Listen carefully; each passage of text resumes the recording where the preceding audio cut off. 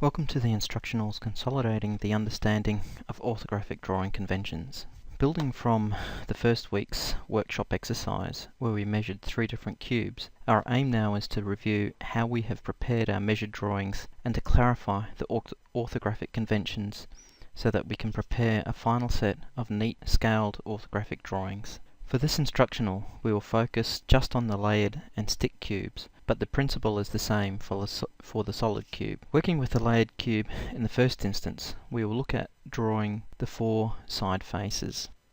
In architectural terms, the drawing of the faces are elevation views, and from now on we will refer to the side views as elevations. The elevations are reasonably simple drawings to create, but rather difficult to interpret, as they do not have any cues for the third dimension, making them difficult to read. The line style for elevations should be a simple single outline style. The line weight should be consistent with no variation in line thickness.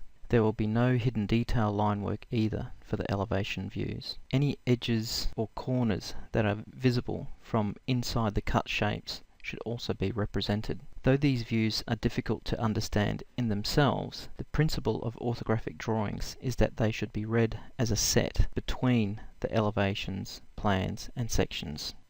We will now concentrate on the plan views of the layered cube. When the 2 halves of the cube were joined together, there were 2 horizontal red lines that indicate the alignment of the plan cut. Plans are a horizontal cut through an object looking down. In this instance, the plan view marked Plan A will show more or less the detail of Plan A only. However, when we cut the view Plan B, we will be drawing the plan through the top half, and we have to show the bottom half as well in context, as it is attached to the top half. The drawing on the top right hand side of this slide will give you a representation of this.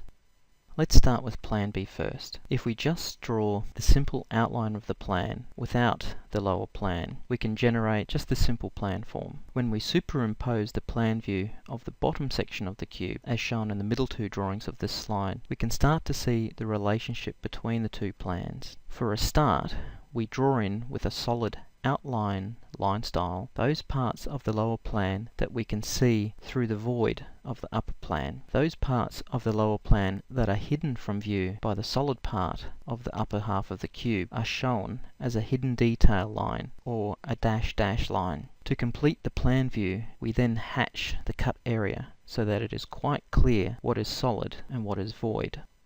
Looking now at the lower part of the layered cube, the plan view A, we can follow the same process. We start with a simple plan of the lower half of the cube, and then we superimpose the upper half of the cube as per the middle 2 drawings of the slide. In this instance, there will be no hidden detail, as there isn't anything underneath the lower half of the cube. Instead, we will show the overhead detail from the upper half of the cube. The parts of the cube overhead that are visible in the void areas of the cube are shown as an overhead detail line, which is a dot dash line. Now, unlike the hidden detail line, we only show the overhead detail that is visible in the void areas of the lower cube. We can finish off the cube in a similar way to the upper half of the cube with a hatch to indicate what has been cut through. So in principle, the use of hidden and overhead detail line are only used when we draw plans. In some instances, some people may include hidden detail lines on sections, but typically we do not show either hidden detail or overhead detail lines on elevations unless we are trying to reveal a particular part of an elevation or to give context with a neighbouring building or element.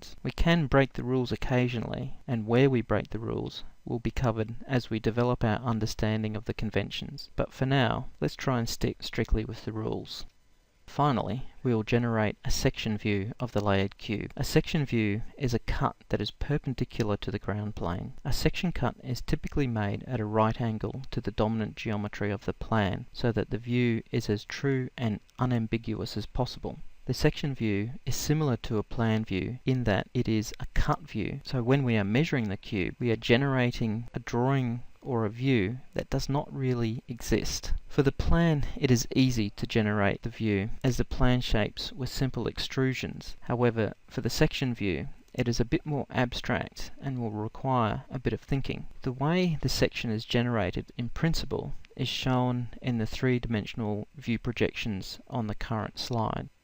To create a section view in Orthographic, we could either try and draw it up from measurements, or we could use our existing plan drawings to construct the section. On this slide, you can see how we can generate the section from the plan view. What we have done is laid out the plan views of the top and the bottom half of the cube with the section cut aligned parallel with the bottom of the page. By projecting down from the plan, we can get the vertical geometry of the section, and by measuring the heights, we can get the horizontal geometry. Working through this method systematically and making sure that the alignments of the cut are consistent, we should be able to relatively easily generate a sectional view. Note that the geometry of the parts of the section that are in elevation are also included in the section drawing, but there is no hidden detail or overhead detail line work shown.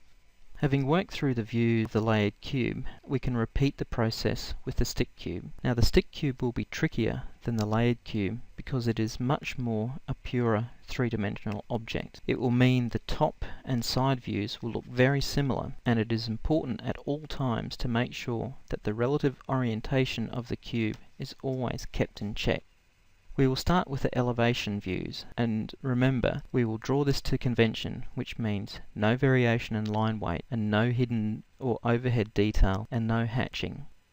Drawing the plan will follow the same process as the layered cube. We need to be mindful with the stick cube whether or not we need to show any overhead detail. None of the cubes are the same, and because of the three-dimensional variation, it may turn out that no overhead detail is necessary. In this instance, there will probably be some overhead detail as there are two sticks in a different orientation above the plan cut plane.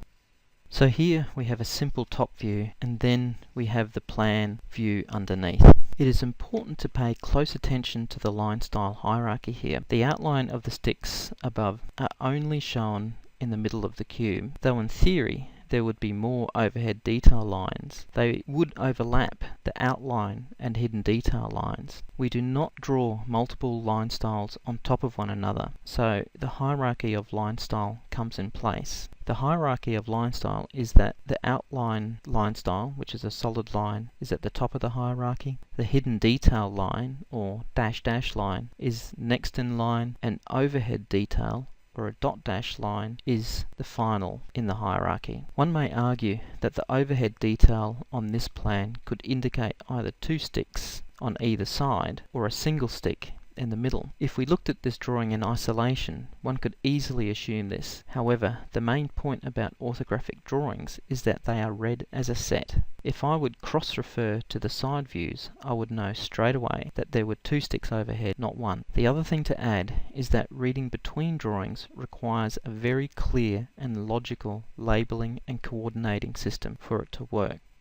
Finishing up with the stick cube, we will round off with the section. In this instance, the cut plane shows the profile of the cut as well as the direction of the view. Those parts of the cube that are in the field of view in elevation are also included in the section drawing.